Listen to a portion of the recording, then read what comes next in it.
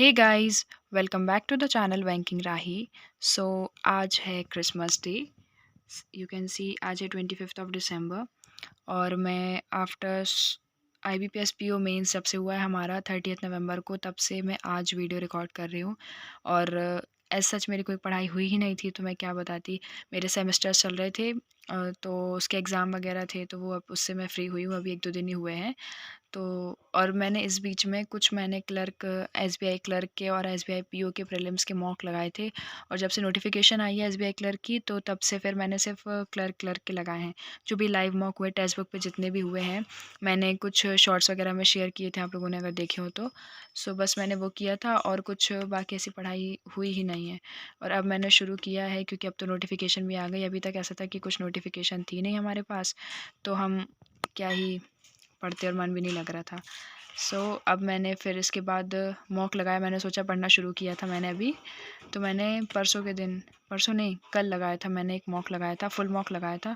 तो 2024 के तो कोई भी मॉक आए ही नहीं है, तो मैंने, और किसी टेक्स्ट बुक पे भी नहीं है, प्रैक्टिस मॉक पे भी नहीं है, कहीं पे भी नहीं था। तो मैंने ये 2023 का SBI क्लर्क मेंस का मॉक लगाया था। इस पर अवेलेबल है। तो ये वाला मैंने फर्स्ट वाला मॉक लगाया था, ये आप देख सकते हैं। ज़्यादा कुछ अच्छा स्कोर नहीं आया है मेरा। ये रहा मेरा score, 49.5 I got out of 80। 55 questions मैंने अटेम्प्ट किए थे, और इसकी एक्यूरेसी आप देख सकते हैं, 87% एक्यूरेसी है। तो अब मतलब इतने टाइम के बाद, ऑलमोस्ट 1 महीना ही हो गया समझ लो, मैंने जब मॉक लगाया था IBPS PO मेंस के पहले जो मॉक लगाया था मैंने 26 नवंबर को आई थिंक दिया था। उसके बाद से मैंने आज अब ये दिया है, आज नहीं मतलब कल दिया था ये। मेरा परसेंटाइल आया इसमें 88.9, और ये मेरा मार्क्स है। और GA सेक्शन तो अटैम्प्ट किया नहीं था, क्योंकि ये तो 2023 का था। इंग्लिश में आप देख सकते हैं 29 क्वेश्चन अटैम्प्ट किए थे, 26 करेक्ट है, 3 इनकरेक्ट। 25.25 इंग्लिश में आया है। क्वांट में मैंने सिर्फ 5 ही क्वेश्चन किए थे, उसमें भी बहुत डाउटफुल थी मैं, मतलब 6 क्वेश्चन किए थे, 5 करेक्ट हुए हैं, 4.75 स्कोर है इसमें, कट ऑफ क्लियर नहीं हुई। और रीजनिंग में 20 किए थे, तो 17 करेक्ट हुई। तीन तीन में से 2 तो मेरे क्रिटिकल रीजनिंग के थे, दोनों गलत हो गए, और एक DS गलत हुआ है। ऐसे 19.5 स्कोर है, मतलब 50 समझ लो, 50 मार्क्स आए हैं मेरे इसमें विदाउट GA। तो फर्स्ट मॉक था और गाइडली का था, तो थोड़ा इसमें गाइडली में ऐसा रहता है, मतलब आम तौर पे जैसा पेपर आता है उससे थोड़ा हाई लेवल रहता है गाइडली का। तो इसलिए मुझे उतना वो कुछ नहीं लग रहा है कि बहुत कम मार्क्स हैं या कुछ। स्टार्ट ही किया है अभी, धीरे धीरे इम्प्रूवमेंट होगी। और इंग्लिश के स्कोर से तो मैं खुश हूँ कि 25.25 आई थिंक इतना ठीक है। थोड़ा 30 तक आएगा तो बेस्ट रहेगा। 30 मार्क्स आने लगे ना तो मज़ा आ जाए।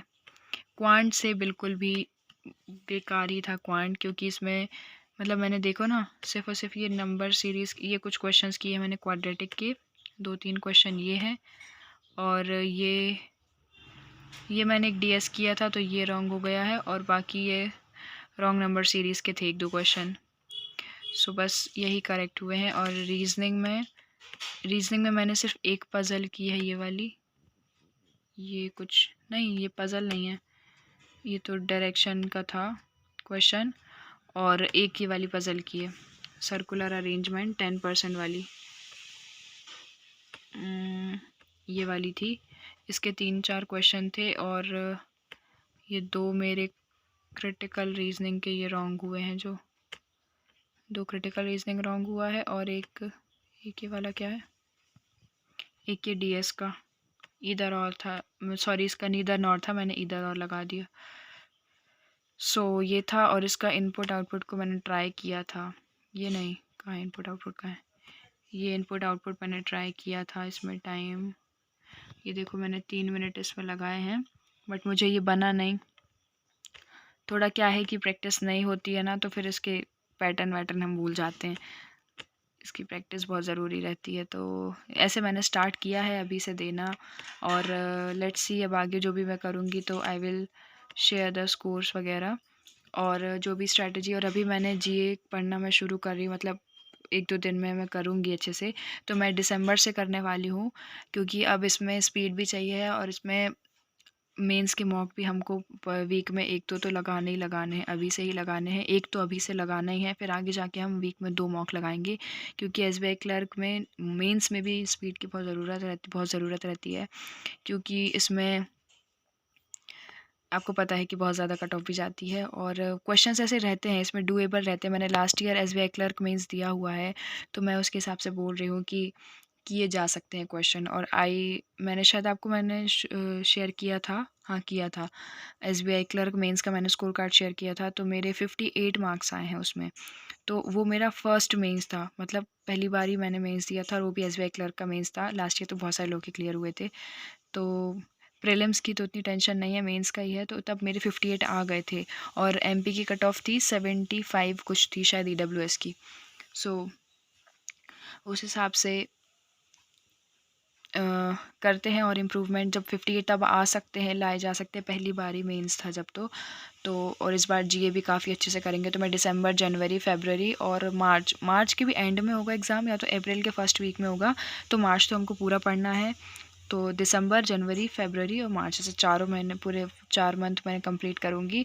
नवंबर भी सब लोग बोल रहे हैं कि करना चाहिए, बट मैं सोच रही हूँ, और नवंबर मैंने तो 2 वीक किए हुए भी हैं, पर मैं देखती हूँ अगर नवंबर करती हूँ या नहीं करती हूँ। बाकी दिसंबर से तो मैं शुरू कर रही हूँ, वही पीडीएफ से करूँगी और रिवीजन बहुत सारा करूँगी। और जो मैंने अफेयर्स क्लाउड की पीडीएफ से किया था, मुझे उससे बेनिफिट भी हुआ है। मुझसे मतलब अभी जो आईबीपीएस पीओ मेंस में ऐसे बहुत सारे क्वेश्चन नहीं किए मैंने अटेम्प्ट, लेकिन एवरेज जितने लोगों ने किए थे 10-12, इतने तो मेरे भी करेक्ट हुए हैं।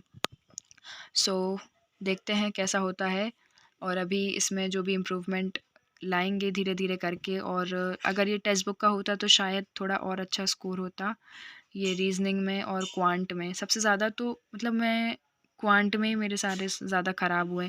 बाकी रीजनिंग में हम आराम से, इसमें 30 तक तो आराम से लेके जा सकते हैं, क्योंकि इसकी रीजनिंग रहती है, एसबीआई क्लर्क की डुएबल रहती है।